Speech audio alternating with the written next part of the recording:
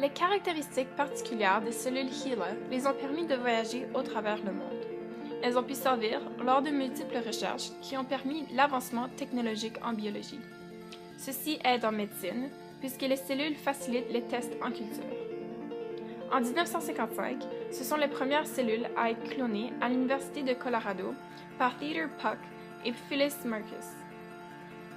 Cette technologie de clonage a mené à plusieurs autres avances, telles que l'isolation des cellules souches, le clonage d'un animal entier, donc le clonage reproductif, et la fertilisation in vitro. Pour le fonctionnement de ces inventions, les cellules ont besoin de l'aptitude de rester en vie et de se reproduire lors d'une culture cellulaire. Et voilà pourquoi HeLa s'est rendu utile. Avant, les scientifiques passaient plus de temps à garder les cellules vivantes.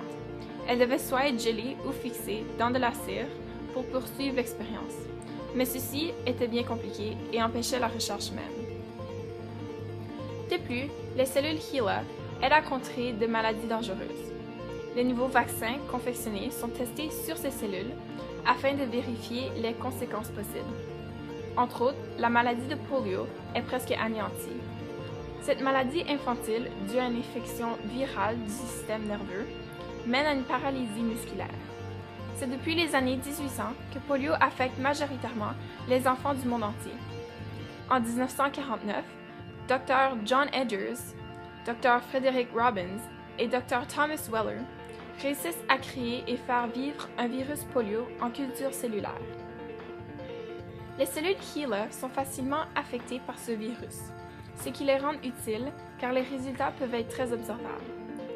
En 1953, Jonas Salk utilise donc ces cellules pour tester un vaccin en création. En 1955, le vaccin se dit être efficace et sécuritaire grâce aux multiples tests sur HeLa. La majorité des enfants se font maintenant vacciner contre polio, mais cette maladie existe encore dans certains pays de l'Afrique et d'Asie. Les cellules ont aussi voyagé très loin, non seulement au travers le monde, mais dans l'espace. Elles se retrouvent à bord d'un satellite russe en 1960, avant l'envoi d'astronautes pour tester les effets de cette atmosphère sur les vivants. Par après, NASA inclut les cellules dans une de leurs missions et réalise que ces cellules vivantes se reproduisent beaucoup plus vite en espace.